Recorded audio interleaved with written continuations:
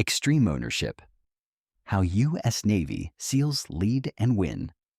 Have you ever looked at a project that failed, a team that crumbled, or a goal that slipped through your fingers and thought, whose fault was this?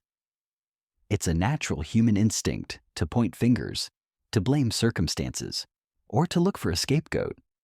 We see it everywhere, in our workplaces, in our communities, and maybe even in our own homes.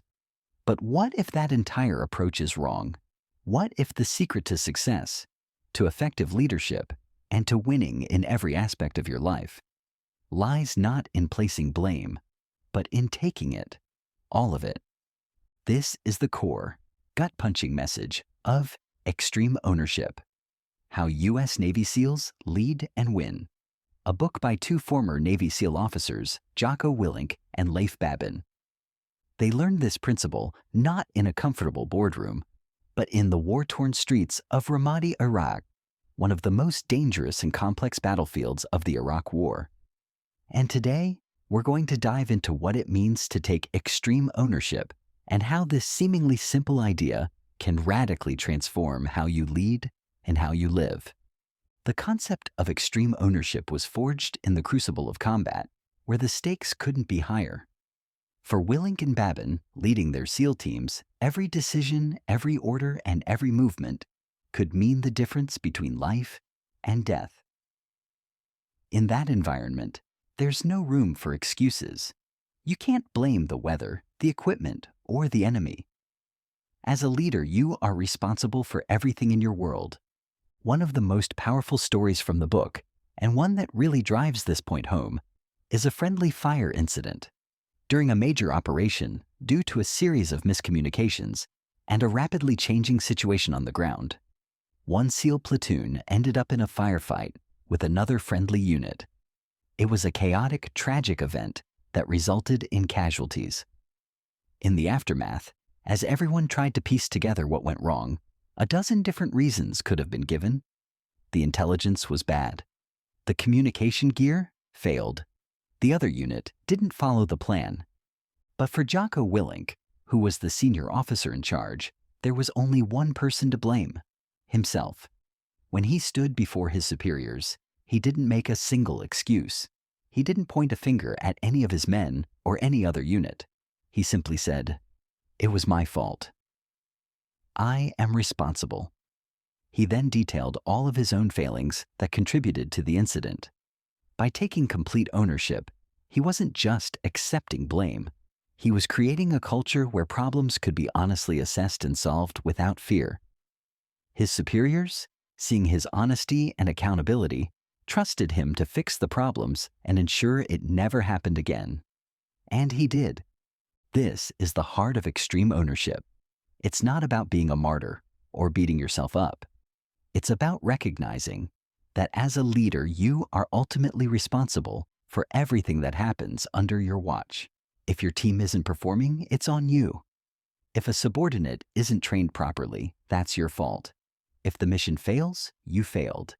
It's a tough pill to swallow, but it's also incredibly empowering. When you stop wasting energy on blaming others, you can focus all of that energy on finding solutions. Another key principle from the book is the idea that there are no bad teams, only bad leaders.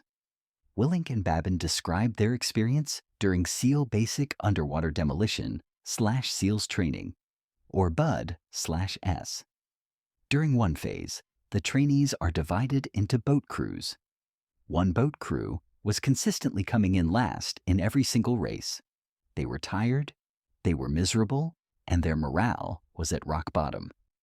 The instructors decided to run an experiment. They swapped the leader of the best boat crew with the leader of the worst boat crew. What do you think happened? The very next race, the formerly terrible boat crew with their new leader came in first, and the previously winning crew with the less effective leader came in last. Nothing else had changed. The men on the team were the same. The only difference was the leader. The new leader of the struggling team had inspired them, pushed them, and made them believe they could win. He took ownership of their performance. This story perfectly illustrates that a leader's attitude and actions are the single most important factor in a team's success. Of course, taking extreme ownership doesn't mean you have to do everything yourself. That's where another crucial concept comes in: cover and move. This is a fundamental combat tactic where teams work together, with one element providing covering fire while the other element moves. It's all about teamwork and mutual support. In a leadership context, it means that every member of the team, from the top down, understands the overall mission, what the authors call commander's intent. When everyone understands the why behind what they're doing, they can make better decisions on their own without needing to be micromanaged. A great leader ensures that the mission is clear, simple, and communicated to everyone. This empowers individuals to take initiative and to support each other, knowing that their actions are contributing to the larger goal. It's about trusting your team and giving them the freedom to execute.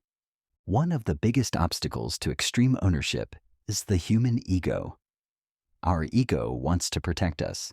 It tells us that we're right, that we know best, and that any failures are someone else's fault. Willink and Babin argue that you have to check your ego at the door. You have to be humble enough to admit when you're wrong, to listen to feedback from your team, and to accept that you don't have all the answers. They share a story about planning a mission in Ramadi, where a junior SEAL pointed out a flaw in the plan. He was hesitant to speak up, worried about questioning a senior officer.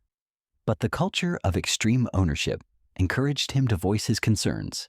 The leaders listened, recognized the validity of his point, and changed the plan. That humility, that willingness to listen to a subordinate, likely saved lives. Ego can be a powerful and destructive force, but a leader who can control their ego is a leader who can learn, adapt, and ultimately win. So, how does this apply to us in our everyday lives? We might not be leading SEAL teams in combat, but we all face our own battles. Maybe it's a struggling business, a difficult project at work, or even a challenging family dynamic. The principles of extreme ownership are universal. Think about a problem you're facing right now. Instead of asking, "Whose fault is this?" try asking, "What can I do to make this better?" It's a subtle shift, but it changes everything. It moves you from a position of passive victimhood to one of active problem solving. Are your employees not meeting their targets? Instead of blaming their work ethic, ask yourself, have I given them the right training? Have I communicated the goals clearly? Have I provided them with the resources they need to succeed? That's extreme ownership.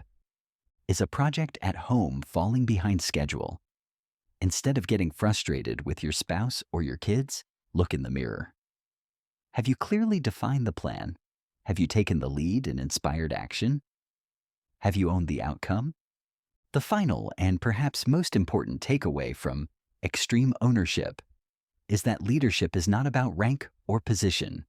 It's about taking responsibility. Anyone at any level can be a leader by embracing this mindset. You can lead from the front, from the back, or from within the ranks. So, the next time you're faced with a challenge, a failure, or a moment of frustration, remember the lessons learned on the streets of Ramadi. Don't make excuses. Don't blame others.